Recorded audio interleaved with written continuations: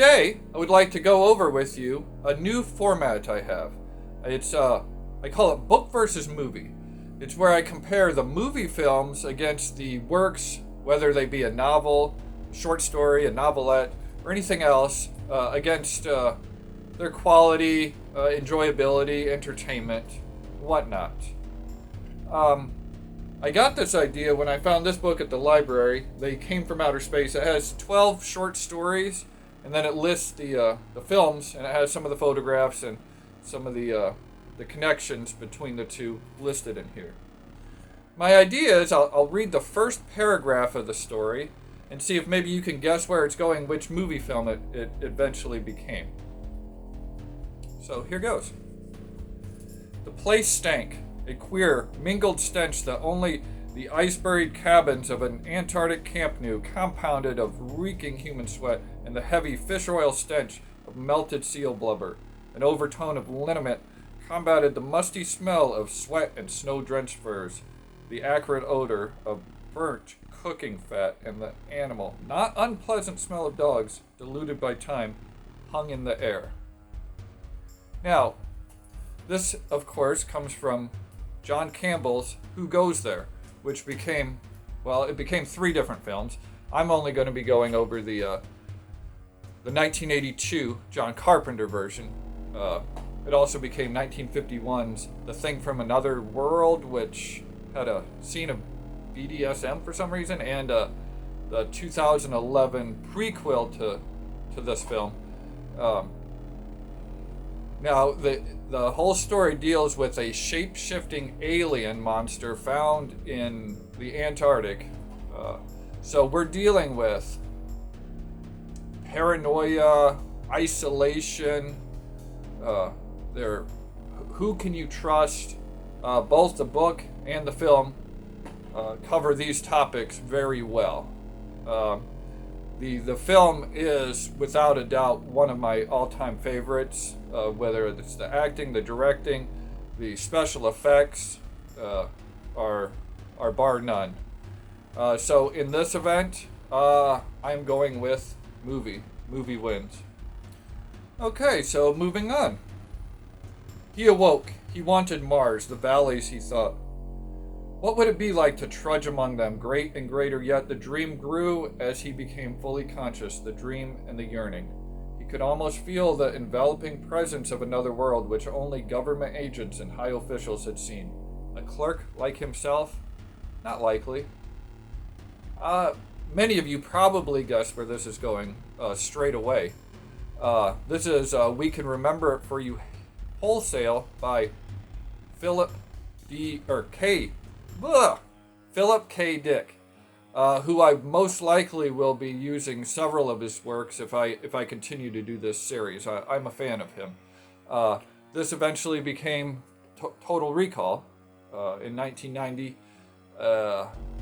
It also became Total Recall in 2014, I believe. But we're not going to talk about that one. We're talking about the Arnie one.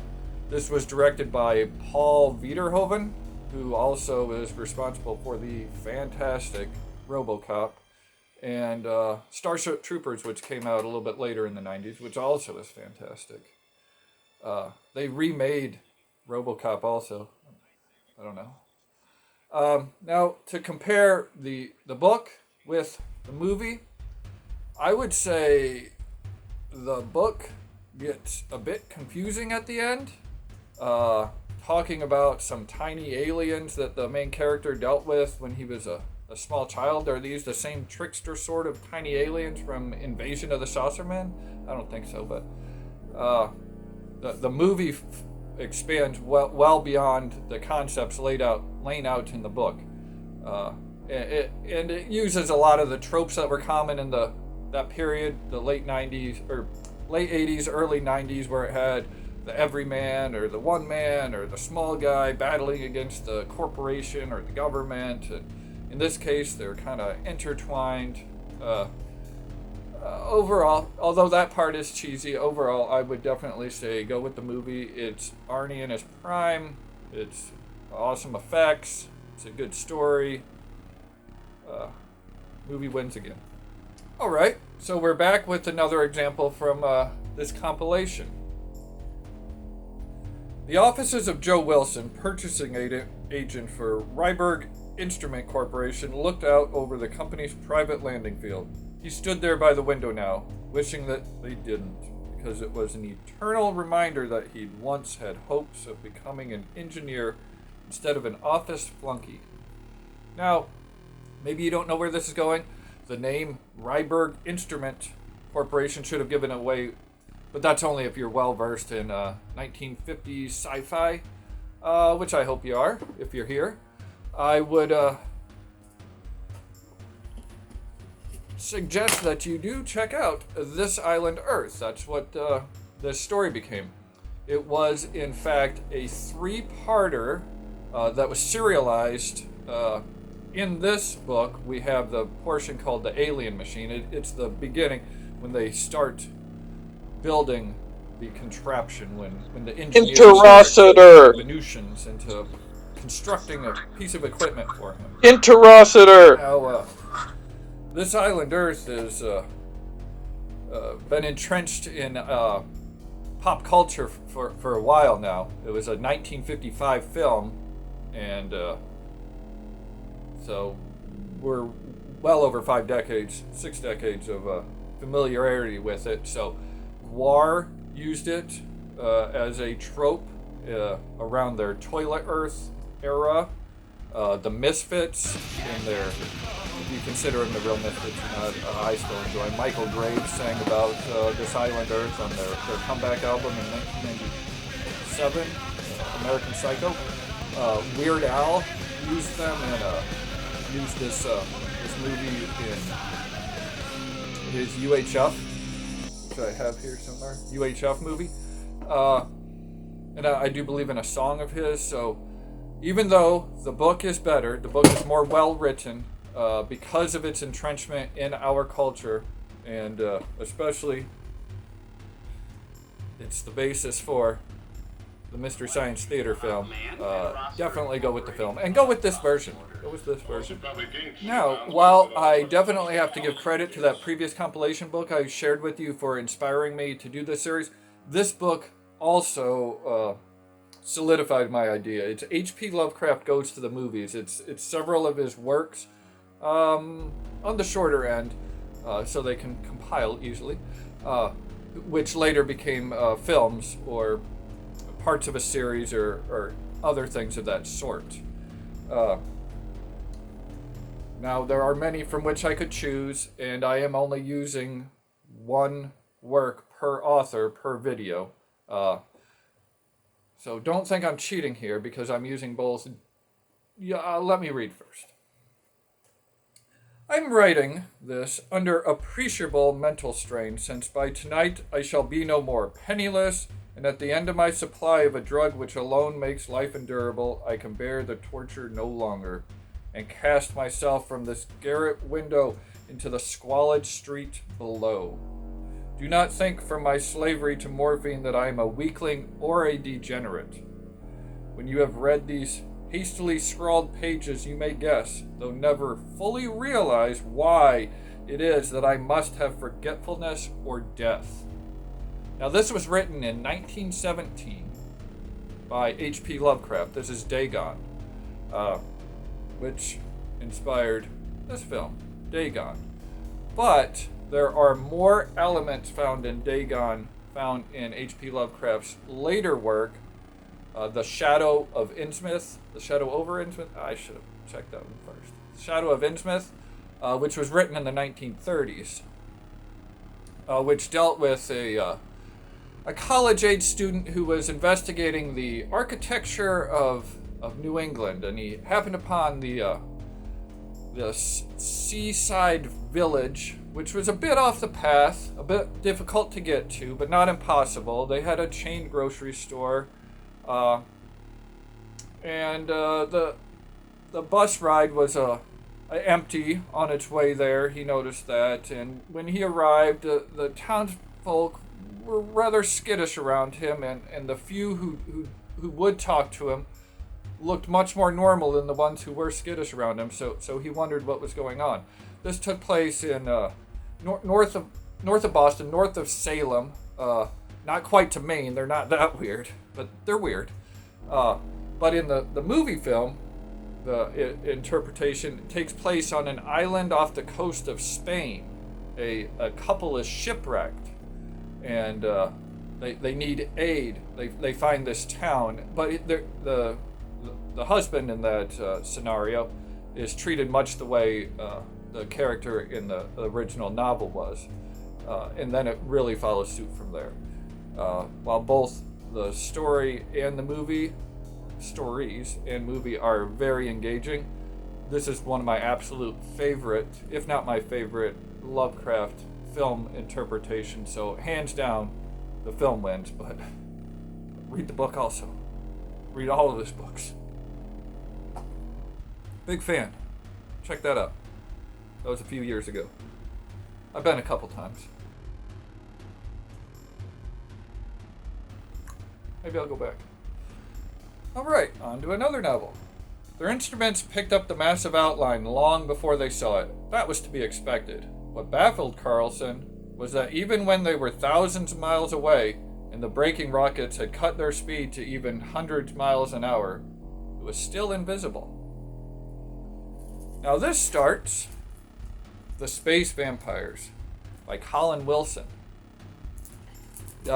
Many of you may know this was turned into this book, by the way, is from 1976. This was turned into a fantastic film directed by Tobe Hooper, who was responsible for the Texas Chainsaw Massacre and the Invaders from Mars remake, Lifeforce. Now, this novel was written as a continuation of the Lovecraftian mythos. It's okay. It's a separate author. It might be part of the same stories, but it's allowed. It's my video. I mean, most Stephen King stuff wouldn't be allowed then, because so many of his works have become part of the Lovecraftian mythos also. And that was further codified in his Dark Tower series, which brought together so many of his works that seemed disparate. But anyway, I digress, as I do. Alright, so energy vampires from space.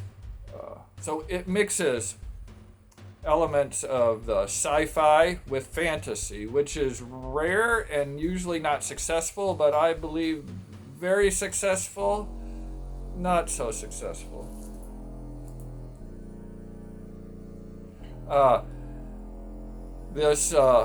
Both of them get rather kind of strange with that. But this book meanders for a good portion of it. A half of the book is boring and weird, and this is just weird. So, winner. Okay, so we're back. Out there, in the cold water, far from land, we waited every night for the coming of the fog, and it came, and we oiled the brass machinery and lit the fog light up in the stone tower. Feeling like two birds in the gray sky, McDonough and I sent the light touching out, red, then white, then red again, to eye the lonely ships. And if they did not see our light, then there was always our voice, the great, deep cry of our foghorn, shuddering through the rags of mist to startle the gulls away like decks of scattered cards and make the waves turn high and foam. Now, it's probably not obvious at all where this is going, and it's okay. It's The Foghorn by Ray Bradbury. This became a film soon after it was published. But both of these happened in the early 50s. The film, I believe, is 53, and that was known as The Beast from 20,000 Fathoms. I think that's a big, deep depth. Sounds deep. Anyway, while the book is a story of unrequited love about a beast from 20,000 fathoms, the movie is the story of a nuclear explosion waking up a big bad monster who, instead of waking up and traveling to the east coast of Japan, this one is starting down maybe Newfoundland Newfoundland area, Nova Scotia, wrecking stuff in Maine, Massachusetts, hits the Cape Cod area, and then decides to come ashore in Manhattan and goes to town on the city. Goes to city on the town. I don't know. Anyway, this is a nice story of unrequited love. Real sad. This has Ray Harryhausen, whose works you probably know from at least Clash of the Titans, if not my favorite, 20 Million Miles to Earth that he did. Winner. Alright, well that was 6, right? Top 6. But I like to give you guys a bonus. Now the reason this is a bonus and not included is because, well, it was written after the movie was filmed. It was a novel based upon a novella based upon the movie. So I'm going to start it off and see if you can tell where it's going. Bill Stockton stood in the compound gate watching Pedro driving the mules down the river pasture. The swarthy half-breed's face was split by a broad grin. He twirled his black mustache and sang loudly in a cantina in Buenos Aires, thousands of miles to the east. Probably not obvious at all. The movie is not particularly well known. It's not obscure by any means. The novella and the movie are Dr. Cyclops. This is a sci-fi horror from 1940. It was filmed in Technicolor and involves this gentleman here, who I think they turned into a Nazi because of the times. I can't remember. Miniaturized his fellow scientists when they became bothersome and they questioned too many of his activities. And the effects are done so very well for the time. In fact, I believe 1935, the miniaturization of people were done in Bride of Frankenstein. That was well done, but that was black and white. And even a few years after this, a miniaturization was done in The Incredible Shrinking Man. But once again, that was black and white. But this was done in color, so it's much more difficult to match up to make things look realistic. Anyway, by no means does this look realistic, but for the time it looks fantastic. It's a good story, quick pace, characters make sense. There's nothing in here that upsets you and be like, why'd they do that? And I'd say got a pretty good look also, doesn't it? Yeah. I'm a big fan, once again, movie. I must say, I realized as I was going through this, I did not mean to make this a movie winner all the way through. By all means, read, kids. Read. I enjoy reading immensely. I'm just a big fan of film. I really am. It's not always the case of I wasn't even trying to prove this, but it's not obviously always the case of the book is better than the movie. I do plan on making a follow-up video to this. That the ratio will be a little bit more even, maybe. But thank you, and read and drink water. See ya.